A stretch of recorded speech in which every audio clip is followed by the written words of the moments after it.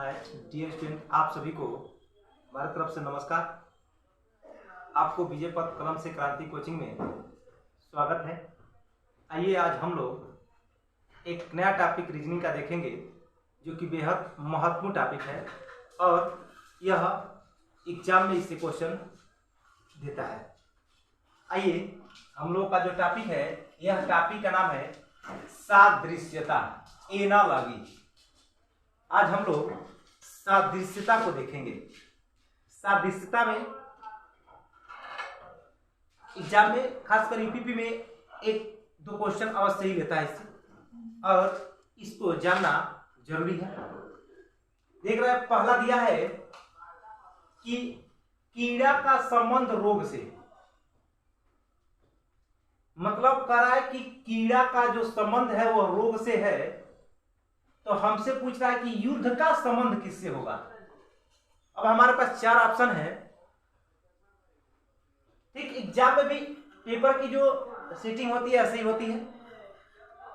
तो हमसे कह रहा है कीड़ा का संबंध रोग से है, तो युद्ध का संबंध किससे होगा।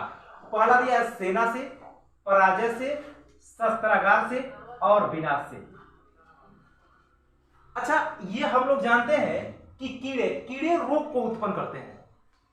कीड़े जो होते हैं वह रोग को उत्पन्न करते हैं। तो इससे यह पता है कि जब भी युद्ध होगा और युद्ध होगा तो उस युद्ध में हमेशा स्थिति आती है किसकी, विनाश की। यानी ऑप्शन जो हमारा सही होगा वह ऑप्शन डी सही होगा। यानी इसका जो उत्तर सही उत्तर निकल के आएगा वह उत्तर होगा विनाश। यानी जब भी युद्ध होगा तो उसमें क्षति, विनाश के स्थान पर क्षति भी दे सकता है, क्षति होता है या विनाश। इसलिए हमारे ऑप्शन में दिया है विनाश, तो इसलिए ऑप्शन नंबर डी सही हो जाएगा। D option is right answer.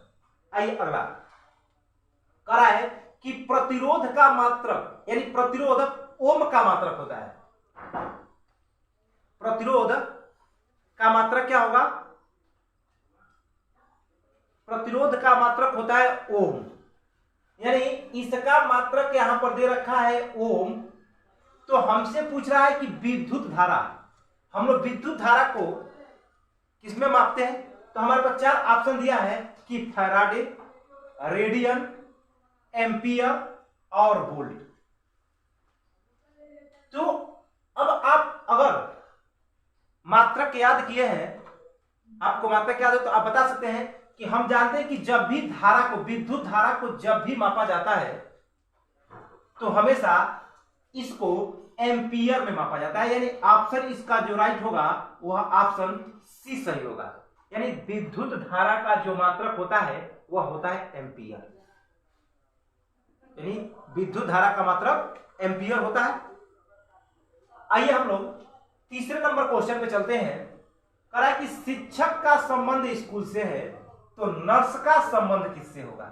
आप सभी जानते हो कि जो शिक्षक होता है उस शिक्षक का संबंध हमेशा एक स्कूल से जुड़ा होता है, बच्चों से जुड़ा होता है। और तो ऑप्शन के हम अकॉर्डिंग चलते हैं, ऑप्शन किस तरह से दिया है उस ऑप्शन के अनुसार हम चलते हैं, ऑप्शन के अनुसार उत्तर को देखते हैं। अब दिया है कि यही कि शिक्षक का संबंध स्कूल से है, यानी शिक्षक का जो भी संबंध होता है स्कूल से दिया है। करा नर्स का संबंध किससे है। अब नर्स का कार्य कहां है, तो भाई नर्स से डॉक्टर से तो कोई संबंध नहीं है, नर्स से रोगी का कोई संबंध नहीं है, नर्स से दवा। हाँ, नर्स का जिस तरह शिक्षक का संबंध स्कूल से है उसी प्रकार नर्स का जो संबंध होगा वह अस्पताल से होगा। यानी ऑप्शन नंबर हमारा जो सही होगा वह ऑप्शन डी सही होगा।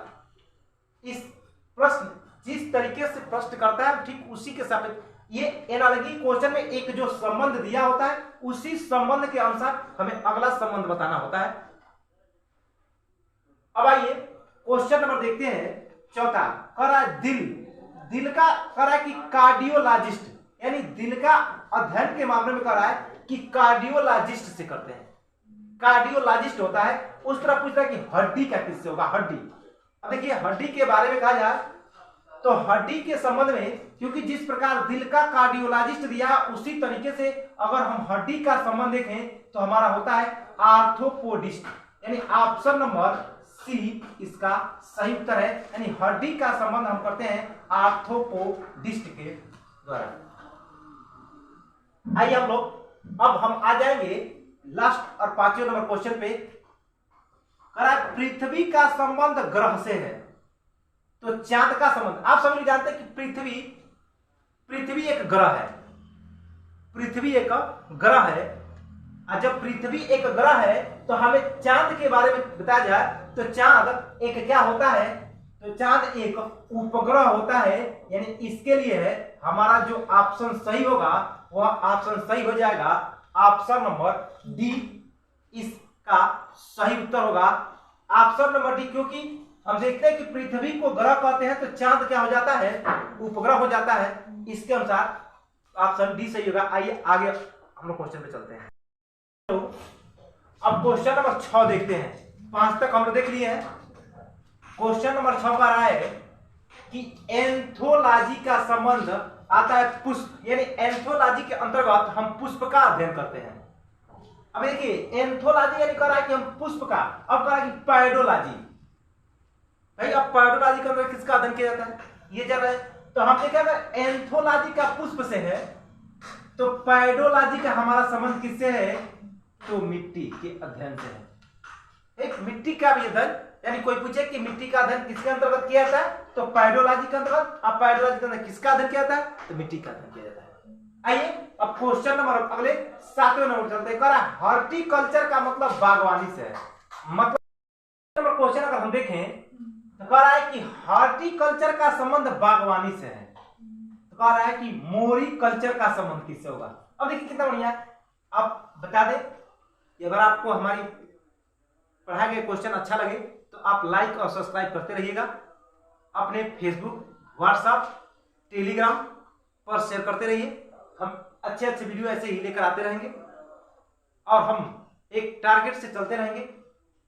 करा कि हॉर्टिकल्चर का बागवानी से, तो मोरिकल्चर, अगर मोरिकल्चर की बात करें तो इसके अंतर्गत हम सब्जी का अध्ययन करते हैं, मोरिकल्चर के अंतर्गत।